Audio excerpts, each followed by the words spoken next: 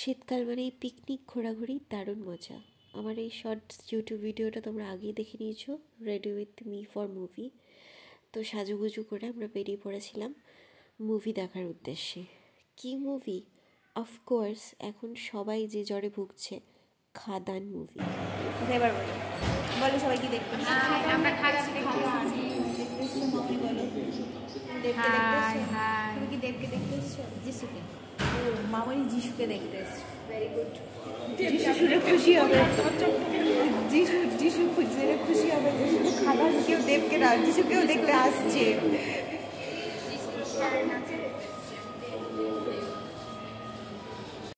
মোটামুটি 6-7 ইয়ার্স পর আরেকবার বহরমপুরে সিলভার স্ক্রিনে মুভি দেখতে এলাম। অ্যাম্বিয়েন্সটা একটু বেটার এক্সপেক্ট করেছিলাম, বাট তখন যেরকম ছিল এখন সেমই আছে, no changes at all. But সব মিলিয়ে খুব খারাপ লাগেনি, ভালোই লেগেছে। আর সবাই তো জানো, প্লেস ম্যাটার করে না, অলওয়েজ কোম্পানি ম্যাটার্স। মামনি বলছি, কলকাতার আইনক্স ভালো না বহরমপুরের সিলভার স্ক্রিন? কলকাতার জায়গাতেই আছে মা, যদি কলকাতার কাছে কি আর বহরমপুর? কোথায় ইলিশ মাছ আর রুই মাছ দুটো কি এক হলো? কি বলছো আরেকবার বলো। বলছি কোথায় ইলিশ মাছ আর কোথায় রুই মাছ দুটো কি এক হলো? রুই মাছের মোনালিসা বল, তোর বক্তব্য কি? আমি খুব এক্সাইটেড, আর এখন কিছু বক্তব্য নেই। এই যে আমি তোকে সিলভার স্ক্রিনে সিনেমা দেখাতে নিয়ে এলাম, তার জন্য তুই আমাকে কি দিতে চাস বল? হ্যাঁ, কি দিব? তোর চুমু লাগবে না, তোর বড় মামা আমাকে এনাফ দেয়। আই ডোন্ট নিড ইওর চুমু।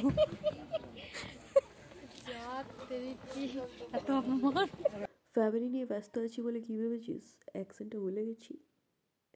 জানি মুভি হলে কি ভিডিও করা একদম উচিত না, বাট জাস্ট এন্ট্রিটা ক্যাপচার করে রাখতে চেয়েছিলাম, কারণ অনেক দিন পর দেব আবার অ্যাকশন মুভিতে ফিরছে তাই।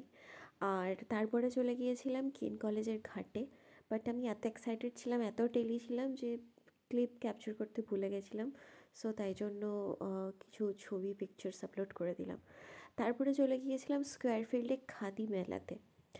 তো অনেক দিন পর বহরমপুরের কোনো একটা মেলাতে, আবার অনেক বছর পর আসা, এরকম খাদি মেলা, হস্তশিল্প মেলা, বিভিন্ন রকম মেলাতে বহু বছর আগে অনেক আসতাম। তো পুরো ব্যাপারটাই আমার কাছে একটা নস্টালজিক মনে হচ্ছিল, কারণ অনেক দিন পর আমার বহরমপুরে আবার এরকম ঘোরাঘুরি। আর এই যে দেখতে পাচ্ছ বেতের সেটগুলো, চেয়ার টেবিল, ঘর সাজানোর জিনিসপত্র, খুব সুন্দর লাগছিল দেখতে। কিন্তু নিয়ে যাওয়ার কোনো উপায় ছিল না, কারণ সেভাবে প্রিপারেশন নিয়ে আসিনি। বাট প্রত্যেকটা জিনিসই খুব সুন্দর ছিল, হ্যান্ডক্রাফটেড ছিল, হাতে তৈরি জিনিস, অবশ্যই এক্সক্লুসিভ জিনিস, দামও মোটামুটি ভালোই ছিল। তবে হাতে সময় খুব কম ছিল, তাই ধৈর্য ধরে প্রত্যেকটা স্টলে গিয়ে দেখবো সেরকম সময় ছিল না। মোটামুটি 176 স্টলস ছিল ওখানে, আমার যতদূর মনে পড়ছে। প্রোডাক্টগুলো দেখেছি, ভীষণ ভালো ছিল, সবাই মিলে দেখছিলাম।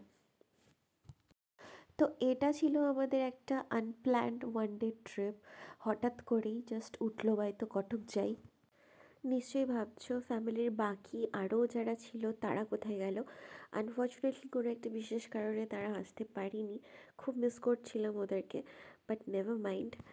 এরপর আবার কোনো না কোনো জায়গায় কোথাও না কোথাও হঠাৎ করে চলে যাব ওয়ান ডে ট্রিপ, বা দুদিনের জন্য কোথাও ঘুরতে চলে যাব, তখন আবার এরকম ছোট্টখাট্ট একটা ভ্লগ নিয়ে তোমাদের সামনে হাজির হব, তোমাদের এন্টারটেন করার জন্য। থ্যাংক ইউ সো মাচ আমাকে এত সাপোর্ট করার জন্য। তো আজকের মতো এইটুকুই, টাটা, আবার পরে দেখা হবে।